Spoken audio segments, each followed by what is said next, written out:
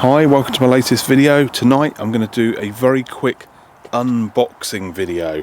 I've bought myself one of these. This is an iCarSoft diagnostics tool. It's like an error code reader, but it will do lots more than just read fault codes from the engine computer. So I used to have an Autel, okay, so I did a video a couple of years ago showing the Bluetooth Autel device. I didn't get on very well with that. I found it very, very difficult to pair it up to the Bluetooth. So I then bought an Autel AL519. Here's a photo of that, and that worked very well. But I've decided to go one step further, and I've spent the money, and I bought one of these. Okay, so this was £175 from Amazon, available elsewhere as well for similar money. And it does loads and loads of things. So there is a list there, there's another list there in more detail, and then there's another list here with sort of icons. Okay, so I'll just quickly go down the things that this will do, and then I'm going to take it out of the box. I've not even opened the box yet, okay, so I'm going to take it out of the box, plug it in, and just get first impressions. Really, I'll just sort of power it up and see what it looks like, okay, and then I'll probably do a part 2 where I'll look at some of the more advanced features. Okay, so this will do steering angle sensor, so if you ever change your steering rack, you need to sort of realign the sort of straight ahead position on the steering angle sensor. It's ODB2, which is the kind of common interface, the plug underneath the steering wheel. ETC, so that will be electronic throttle control.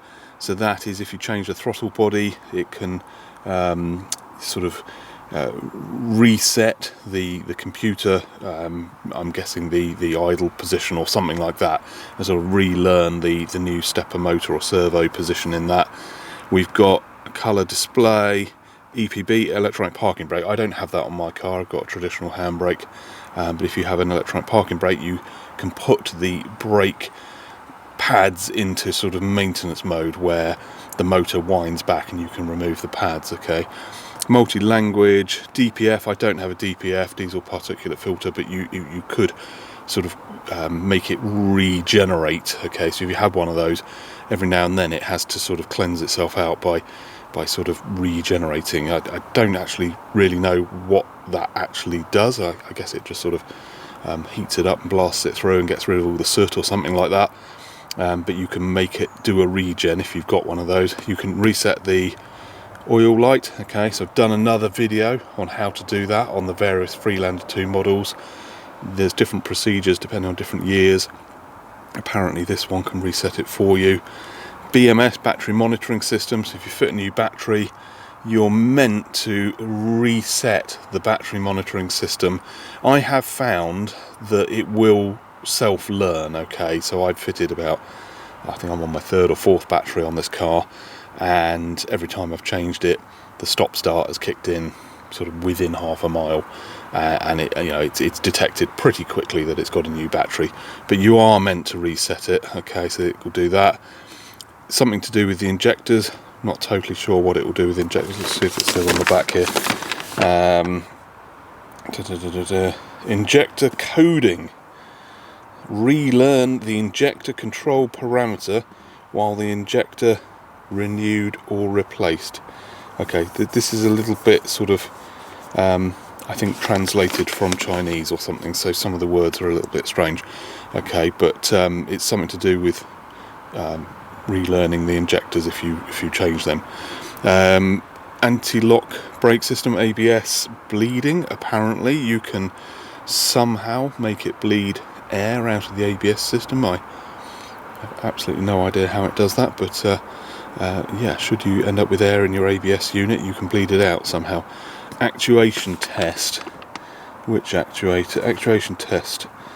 Bidirectional test is used to access vehicle-specific subsystem and component tests. Okay, so that's maybe some of the actuators on the car. I'm not sure. It's got a vehicle ID, useful to check that the VIN number in the computer is the same as the one under the windscreen. Body stability. Okay, so that, as far as I know, is more putting it into a safe mode. So if you ever needed to remove the body stability module, I have heard horror stories where people have sort of removed the module, lifted it up and sort of turned it over, and the computer has thought the car has rolled over and has activated all of the airbags. So you need to put it into a safe mode before you remove that. Okay, so I'm guessing that's what that is. Yeah, the body stability, engine fault codes, transmission fault codes, suspension. Okay, that's it. I'm sure if you've got air suspension, surely there's no sensors on the suspension on this car. Tyre pressure monitoring system, again, I don't have that. Possibly on a later model. I've actually fitted my own. Air conditioning, something to do with the air conditioning. Maybe if you top up the repressurize the air conditioning, it needs to be reprogrammed. I'm not sure. Headlamp. Okay, so that, as far as I know, is if you switch from the xenon HID, high intensity discharge bulbs, to normal, or vice versa. Okay, so if you are changing the type of headlight you're fitting, doesn't really apply to sort of going from normal bulbs to LEDs or other bulb types with halogen bulbs. But if you are fitting xenons to a car that didn't have xenons, you do need to program up the ECU to accept that, otherwise the xenons will flicker apparently. Something to do with the seats, not sure what's going on with the seats. Might be to do with the memory seats, which I haven't got. I've got the electric seats but not memory seats. WinDR roof, something to do with windows maybe, and sunroof. And the one that excites me the most, engine idle speed. And I would say, out of all of these things, being able to tweak my engine idle speed, I find that particularly interesting, and I think that will be really useful, because some cars actually have a sort of a winter mode on the idle speed. You can actually sort of up the idle in winter, or even when you go into a sort of sport mode, like BMWs and things, you put in sport mode, the idle speed kind of steps up a notch, just to kind of get the car a little bit more ready for racing off the lights or whatever you're doing. But I've always found the idle speed a little bit low on this car. It's about 700 RPM. I would much prefer it to be more sort of 900, maybe even 1000 RPM. But yeah, certainly in winter, when the car's cold and you want to get it warmed up, just sort of running it at slightly higher idle, and it helps recharge the battery as well. It spins the alternator a bit quicker. So that is the box. I am going to unbox now, okay, and then I'll plug it in and see what it actually looks like powered up. Right, now I'm doing this with one hand, holding my camcorder with the other, and I haven't opened this yet, so let's see. Okay, so we've got a nice carry case. Right, let's lift that out, there we go. iCarSoft. Okay, it comes with some silica gel. Make sure the cats don't eat that. And let's have a little look in here. Okay. Now it is November now, so it is dark out here. It's that time of year, I'm afraid, where some of my videos will be filmed in the dark. But I've got my head torch on. I need to dig out my kind of light thing that goes on my camcorder, which is in here somewhere, I think, actually. Where is it? I saw it the other day. It's definitely around. Alright, I'll dig it out for the next video. Right, okay, so we've got a manual. Okay, user manual there. Read that a bit later. And here is the device. Here it is. Yeah, that's smaller than I thought, actually. I thought it was going to be like an iPad sort of sized one. It's more like a sort of Nintendo Switch type sized kind of thing. And we've got a USB cable. That's probably for a firmware upgrade, maybe. Can't be for charging it up because it gets power off the ODB2 port. Right, and there is our ODB2, which has a sort of blanking kind of thing on it. Come on, how do we get that off? Oh, there we go. Okay, that's that.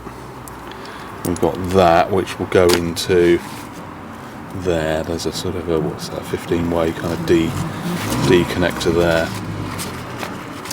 So let's take the twisty tie off, plug this in,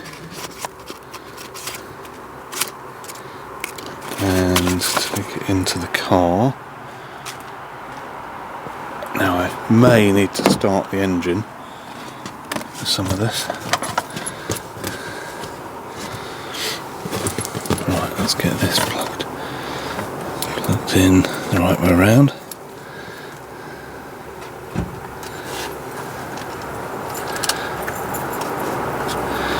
Right, get that screwed on there so the plug's nice and solid.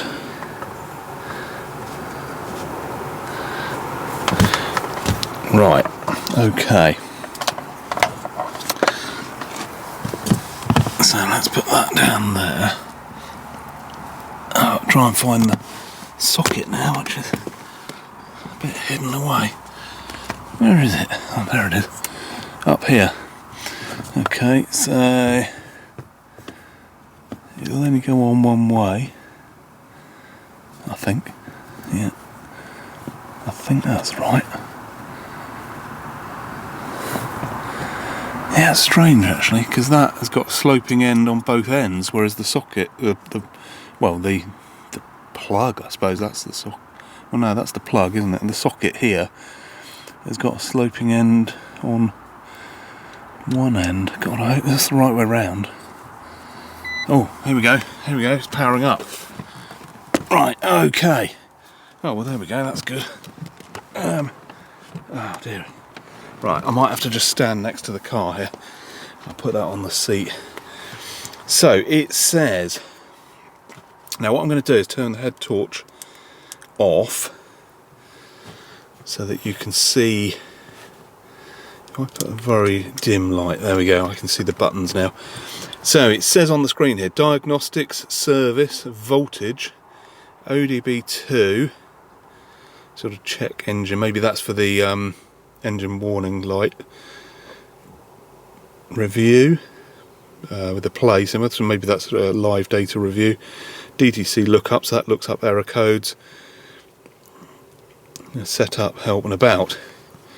So is it touchscreen? No, it's not touch. Okay, I thought it was touch. I'm sure it said touchscreen. Okay, so you have to use the little joypad thing here. And then enter. Right. Oh, look. Okay. So this is interesting. Right. Diagnostics for history, diagnostics for Jaguar, and diagnostics for Land Rover. Now this device is called an LR version 3. I wasn't totally sure if LR stood for Land Rover. Okay. Is it specifically for Land Rovers? And the fact that it's got Jaguar and Land Rover sort of already built in. Looks like you can download other vehicles, other makes, non-Land Rover sort of branded vehicles, but this comes with Jaguar and Land Rover, so we want Land Rover. Right, hang on, is that on? Land Rover? Yeah, it's strange, it's got like a white box around two and a very thin black one around the other, so it looks like those two are selected, but it's actually that one that's selected. Enter. Now what? What? Version list. Version list. Version 3.3. I don't know what it's doing. Nope. Is it definitely?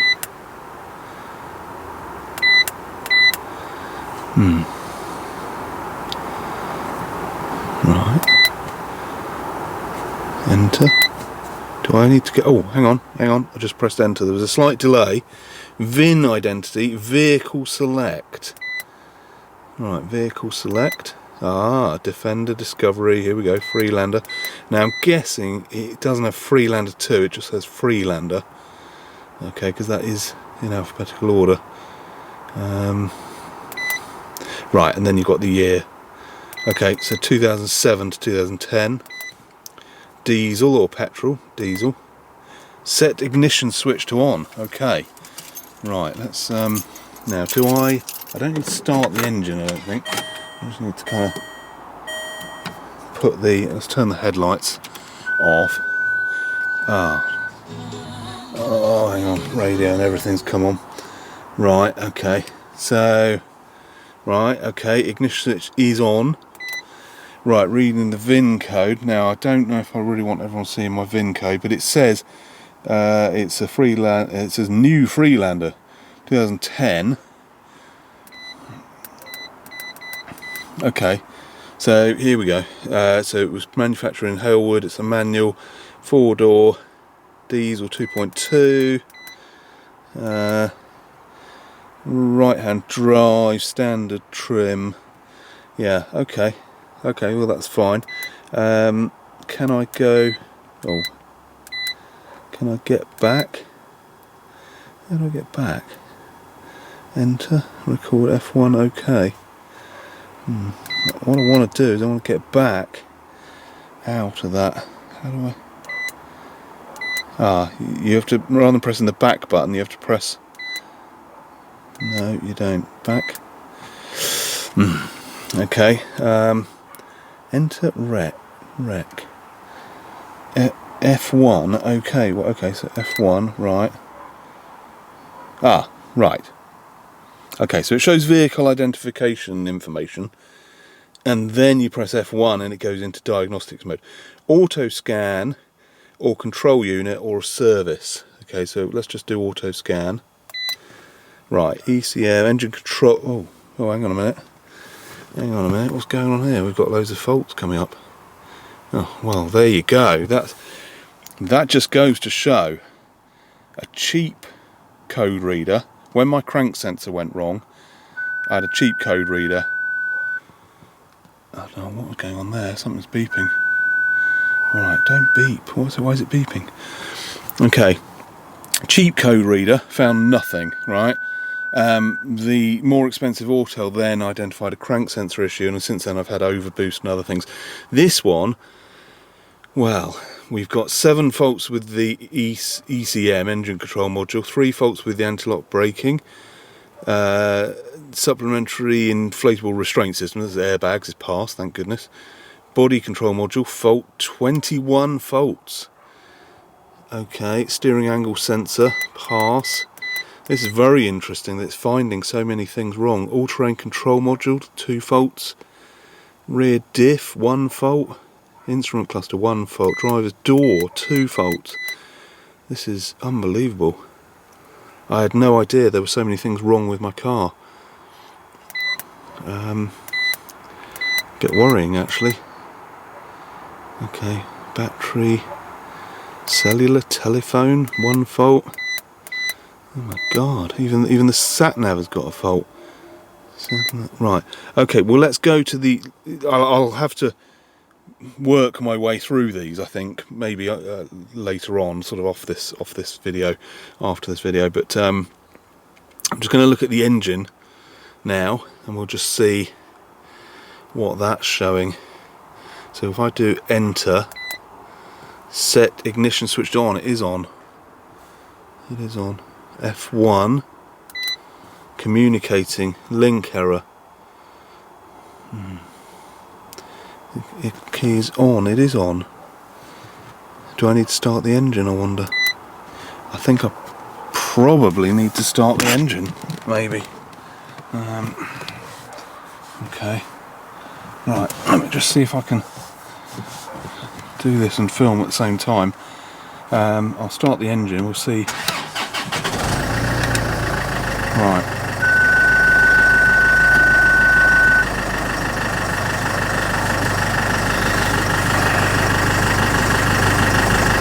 Right, if I go, oh, this is going to be really difficult now.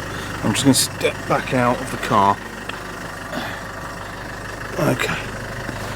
Right, so now if I press enter to select, set ignition switch to on, F1.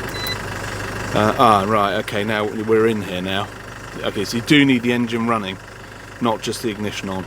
Right, read fault code. Enter.